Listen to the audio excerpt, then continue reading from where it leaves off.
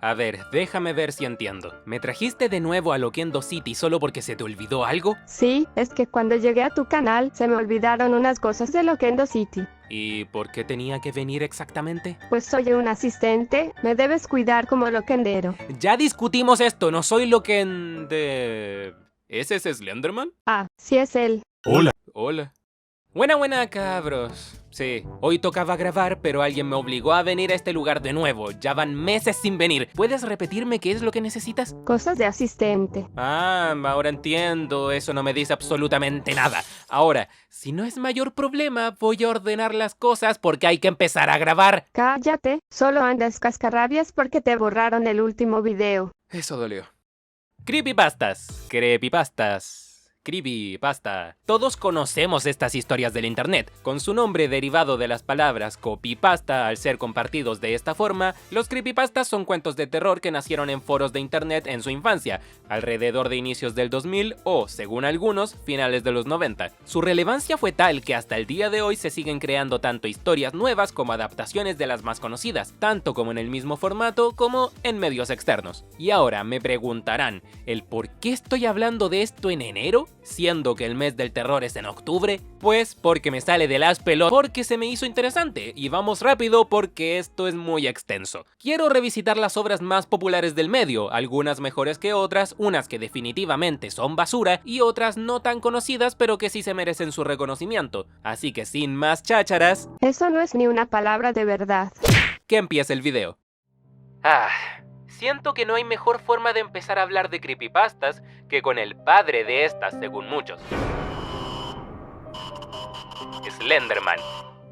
Nacido de un concurso de edición de imágenes, este ente se ha usado para múltiples historias. Al no saber qué es exactamente, alcanzó el estatus de leyenda urbana. Hay historias donde solía ser un niño maltratado, un experimento o un ente que siempre ha existido. Inclusive el mero concepto de buscar las páginas de Slender, algo tan establecido para su personaje, es solo un elemento de los juegos basados en él. Es fácilmente el creepypasta más libre, todo es posible con él. ¿Qué poderes tiene? No lo sabemos. Algunos dicen que tiene tentáculos, otros que se teletransporta o incluso que devora a sus víctimas. Su importancia es tal que se podría decir que tiene participación en el juego más vendido de la historia, Minecraft, lo que por extensión hace que el mismo Slender tenga representación en Super Smash Bros. Ultimate, el crossover de videojuegos más grande de la historia. Es el personaje de terror más importante, y es difícil buscar alguno que se le iguale en relevancia, y todo fue consecuencia de un internet más propenso a creer en estas leyendas urbanas.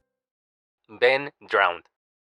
Nacido en 2010, Ben Drowned es la historia de terror más conocida relacionada a The Legend of Zelda. Alexander Hall fue el responsable y creó la ilusión de que Ben era real, con videos alterados y una historia creíble para la época. ¿Creíble? ¿Tú te crees que existía un cartucho maldito? Sí, me lo creía, y no era el único. O sea que todos en 2010 eran idiotas. Amy, tú eres un asistente loquendo. Tú no existirías si no fuera por la gente del 2010. Ganaste esta. A lo que iba. Ben era el nombre del dueño original del cartucho maldito, o al menos era el nombre que tenía la partida ya guardada en este. La historia es bastante extensa, el relato termina con Ben siendo aislado en su cartucho, pero con posibilidad de salir, lo que pasaría en distintas versiones de la historia, las cuales son cada vez menos comunes. El personaje es recordado, pero ya no sigue vigente. Hay un par de historias que, siendo sincero y pese a tener su propio legado, son muy similares al fenómeno de Ben Drowned, como Herobrine o Tales Doll, las cuales tenían videos mostrando que eran posibles o, en el caso de Tales Doll, era un personaje que sí existía en su juego de origen, pero más allá no son muy distintas, siendo que Herobrine fue desmentido o, entre muchas comillas, eliminado de Minecraft por el mismo Mojang, aunque, como dato curioso, cronológicamente Ben Drowned sería el más reciente de los tres, naciendo en septiembre del 2010, Herobrine a mediados de ese mismo año y Tales Doll en abril, pero, como dije, Ben tuvo más relevancia para historias futuras. Suicide Mouse. Aquí tengo un ejemplo de una historia que influenció de mala manera el terror de las creepypastas. Un animador de Disney encontró un cortometraje escondido de Mickey Mouse, donde está caminando con una música tétrica para terminar pegándose un tiro, o apuñalándose, o solo muriendo. Mira, no existe una historia clara. Algunos dicen que Mickey se mató solo porque Minnie lo engañó, otros que tenía depresión, y otras historias no lo especifican. Si buscas Suicide Mouse video real, te saldrán cientos de hace ya más de 16 años.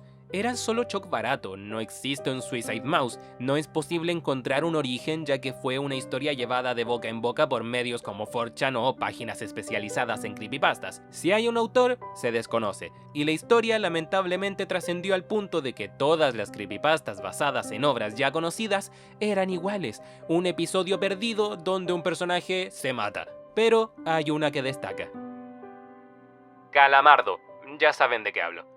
Calamardo estableció el tono, historias crudas con desenlaces trágicos y, lo más importante, ojos hiperrealistas. Llegó a ser referenciado en la misma serie de Bob Esponja, lo que sería censurado más adelante y no hay mucho más que pueda decir dentro del margen que me permite la plataforma. Así que mejor avancemos. Te llegó un correo de alguien desconocido, sin poder identificar. No hay texto, solo un archivo. Smile.jpg. Decides abrirlo, pensando que nada pasaría. Solo ves un perro, probablemente un husky. Se ve extraño, tiene ojos casi humanos, una sonrisa completamente abierta y un fondo casi negro, completamente distorsionado. No te sientes bien, te sientes... ¡Ay! ¿Qué fue eso? Perdón, es que tengo que llevar muchas cosas. ¡Sí! Aquí los niños le empezaron a tener miedo a los archivos de imágenes. Pero no se preocupen, después será más absurdo. Este creepypasta es sorprendentemente bueno. Debo decirlo, tiene una premisa muy simple. Te llega una imagen y si la ves, tienes alucinaciones y empiezas a soñar con el perro maldito. Pero es muy buena base para historias alternativas y desata un fenómeno que muchos sufren actualmente. Perfectamente, Smile Dog puede ser una representación de una parálisis del sueño. En la parálisis, ves cosas que no deberían estar ahí, tal cual y como quien relata el cuento veía al perro en sus sueños. Tal vez la imagen original era tan perturbadora que lo dejó traumado de por vida, y ese es un elemento más interesante todavía, porque nunca veremos esa imagen. Si la buscas verás cientos, miles, todas distintas, y pese a ser tétricas, ninguna te causará la incomodidad que se describe en el relato. ¿Por qué? Pues ninguna es la real. Son solo recreaciones. Mantenía la expectativa. ¿Cuándo se encontraría la imagen real? ¿Realmente queríamos verla? Mira, Colk, me encontré un perro muy bonito. Ey, mi suelta eso, seguro tiene rabia. No podía quedarme feliz, ¿verdad? Jeff the Killer. ¿Qué no se ha dicho de Jeff the Killer? ¿Quién inició un nuevo fenómeno? Tenías que poner cualquier nombre más la palabra The Killer y ya tenías un nuevo creepypasta. Era la misma weá que poner tu nombre más The Hedgehog, pero modo creepy. La historia de Jeff the Killer no es ni remotamente buena, solo es mierda edgy que se supo vender. Hablamos de los años 2010, ahí si no eras un pendejo edgy fanático del punk y que le hacían bullying, estabas interesado únicamente en abrir Super Smash Flash para jugar 10 horas. Y te hacían bullying también. Jeff era un chico tranquilo, tenía una vida tranquila, se mudó a un nuevo vecindario, le hicieron bullying, le quemaron la cara, se llevaron preso a su hermano y weón... Este culiao estaba más quemado que el Bardock. Assassin Liu, Nina the Killer, Jane the Killer, Skollinex the Killer y un puto cazador de killers que según muchos se llama Nicolás. Era el absurdo llevado a niveles extremos. Jeff the Killer no es inherentemente malo. Hay buenas historias del personaje y que sí llegan a dar miedo. Por ejemplo, el remake de 2015, pese a tener las mismas falencias que la historia original, sí es un poquito más disfrutable, pero Jeff fue definitivamente lo que convirtió a ojos de la opinión pública la comunidad de creepypastas en niñas de Tumblr, porque incluso es tema de discusión el cuál es el lore extenso y en qué momento pelea contra Slenderman. Todos sabemos que la versión de Day Gamer no es canon. Quiero dejar en claro que no detesto a Jeff, es un personaje ficticio al final del día, pero sí debo destacar que quienes los usan para sus historias, en mayoría solo quieren hacer mierda edgy. Colk, ¿Ah? encontré por lo que venía. Mi fanficción, jeffthekiller.exe. Ok. Jeff the Killer no es tan malo. Sí, podías hacer que cualquier cosa sea un The Killer, pero quienes escriben estas historias al menos se esforzaban un poco en relacionarlos con Jeff. Homicida Liu es su hermano. Nina era una fan, así que era una proyección del fandom. Pero ahora sí quiero hablar de la real decadencia. El miedo de los niños por archivos ejecutables. Sonic.exe. ¿Por dónde empiezo? Un joven llamado Tom. No te estoy weando, es Lordona. Un joven llamado Tom recibe un CD de Sonic con un archivo ejecutable. El CD tiene una nota donde le pide: Por favor, destruye este disco y no lo juegues. Tom claramente no le dio importancia, por lo que puso el CD en su computadora. ¿Y para qué les cuento el gameplay? Es el video de Fernanfloo, tan fácil como eso.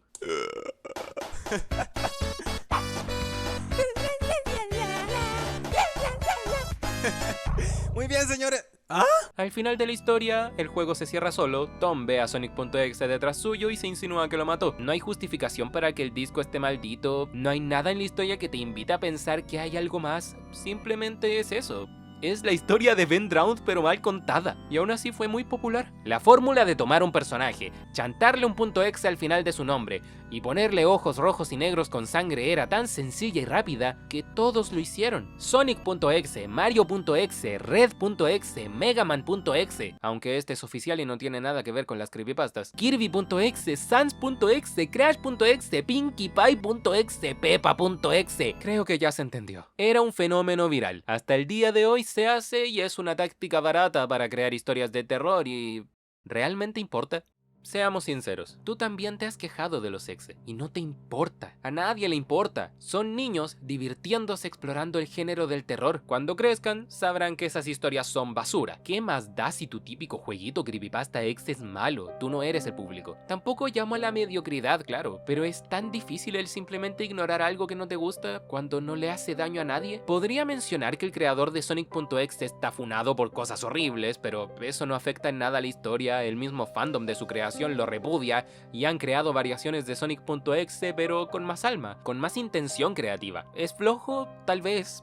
Son rediseños de personajes ya conocidos, pero es exploración del género. Hace tiempo que con un amigo jugamos a un Sonic.exe y fue divertido. Lo mismo con un juego de Jeff the Killer. Hay que dejar de gritar con todas sus fuerzas: ¡esto es una mierda! Todos lo sabemos. No estás diciendo nada nuevo. Las creepypastas se prestan mucho para eso. Ser basuriadas por malos exponentes del terror como los últimos mencionados. Pero hay historias muy buenas del género. No End House, The Gristers, Feed the Pig. El usuario 666, aunque sea solo un video de YouTube, para la época sí era intrigante. A mí me daba miedo el meterme a esa URL. Los creepypastas son contenido en su mayoría inofensivo, una buena forma de entretención.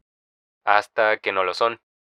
En su momento, cuando YouTube no era tan estricto con el contenido, las creepypastas sí eran un medio de entretenimiento al cual debías tenerle cuidado. Las historias que perduraron fueron las inofensivas, pero entre ellas había gente malintencionada que solo quería hacer daño. Sabiendo que era contenido consumido por niños, ponían imágenes que actualmente serían castigadas por la plataforma y peligrosas en general. No estoy hablando de imágenes que vengan de una película de terror, eso era común y lo sigue siendo. Hablo de videos con tan pocas visitas que debías tener suerte si te encontrabas. Muy mala suerte. Eran imágenes, videos o audios de gente siendo asesinada. Era asqueroso y lo digo por experiencia. Internet no era un lugar seguro para un niño. Sigue sin serlo. Estar tan interesado en el contenido de terror como es normal a esa edad y encontrar este material tan chocante. Yo solo pensaba que era muy joven para ver esas creepypastas en específico y cambiaba de video. Pero no era normal.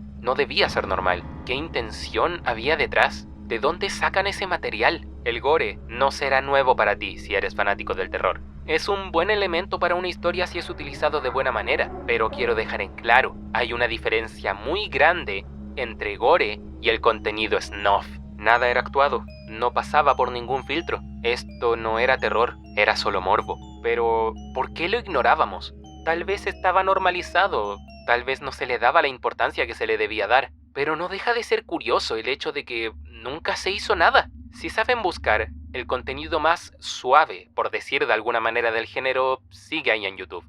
No pasarán de las 10 visitas, fueron ignorados por la misma plataforma. Era como jugar a la ruleta rusa. Tenías dos opciones, dos videos. Ambos eran de Slenderman, por darte un ejemplo, contando su historia. Tal vez eran historias distintas, pero ¿eso qué importa? ¿En cuál de esos videos encontrarías algo grotesco? Porque una vez los veías, ya no había vuelta atrás. El miedo ya no estaba en la creepypasta en sí. El miedo pasó a ser el video e imágenes que te mostraban.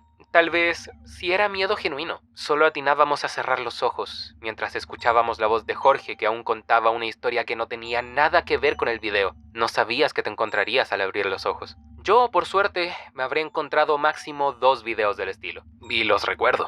Tal vez mi mente distorsiona algo que no era la gran cosa, pero no era el único. Mucha gente vio esos videos. Y créanme que nadie recuerda eso con cariño. La verdad sí me tocó ver unos cuantos creepypastas de este tipo, pero como era muy cabra chica, lo había borrado de mi memoria.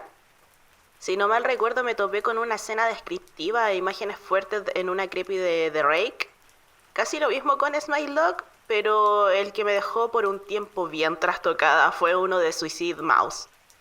Era lo típico, te contaba lo que llevó a Mickey a caer en la tristeza profunda, pero el final, estoy segura que el audio de los gritos no era un simple audio genérico. Esa mierda era de algún lado de la dark web. Ya me ha tocado oír esos tipos de audios con los memes de los Void y los Wilson, y te puedo decir que esa weá sonaba similar a esas mierdas. Ya, hermano, mira, te cuento respecto como... Porque igual tengo recuerdos súper difusos de la época de creepypastas. Pero mira, te cuento, yo recuerdo que yo de pendejo era muy fanático de un creepypasta en específico. O era muy... Bueno, estaba muy dentro del fandom de las creepypastas. Pero recuerdo una de Locked Jack, que era de este payasito negro con blanco. La cosa es que, weón, hay muchas creepypastas de Locked Jack. Está hasta la versión animada, creo que hay una versión de Draw My Life incluso ahora que es como menos gráfica.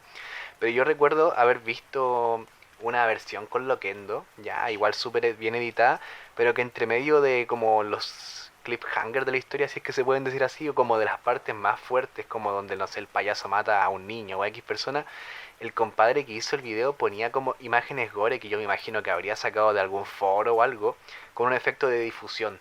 Y bueno, si tú llegabas a pausar el video de cierta forma porque lo ponían momentos muy breves del video, se notaba que eran imágenes reales y si es que no eran reales eran muy gráficas, pero así a cagar. Como parte de la audiencia de Huesos Negros en lo que tiene que ver con creepypastas y horror en internet, fui testigo de toda la evolución del género en este medio tan joven, desde los clásicos paneles de texto hasta los videos narrados por Loquendo que tanto perturbaron a los niños hispanohablantes. Igual, como buen niño, tuve acceso temprano a internet sin supervisión, me comí todas las cosas que no se supone que un niño de mi edad debiese ver. Puedo decir de primera mano que hasta antes del 2013 conseguir gore real, incluso videos que me atrevería a calificar de snuff en internet, era posible. Tenías muchas páginas de horror orientadas al gore y violencia. Es más, en los foros de terror era común toparte con imágenes o videos de este estilo y otros muy desagradables, pero yendo a la médula del asunto, sí, hubo, y puedo asegurar que aún debe haber por ahí escondido, gore en YouTube. Canales NN sin seguidores, incluso con videos ocultos a los que podía acceder por links que te dan en otras páginas. Subían videos gore a YouTube, quizá por broma, quizá porque genuinamente disfrutaban de ese contenido. Amigo, busca ayuda si es así. Lo peor es que en sus comienzos YouTube no tenía los mejores filtros para detectar y eliminar este contenido. Habían hasta videos triple X en la plataforma.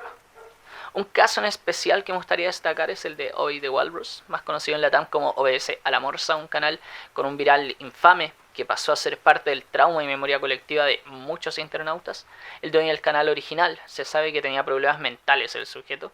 Aparte de ese video viral, en su canal subía edits que contenían imágenes gore. Hablo de este caso en específico porque era un canal con un alcance amplio, pero esos videos estaban ahí por montones. Aparte del OBS a la Morsa, en el mismo canal. Da mucho para pensar en verdad, en especial con la censura de contenido casi gratuita que hay hoy en día en varias plataformas. Por gente como Obi the Walrus, pagamos todos.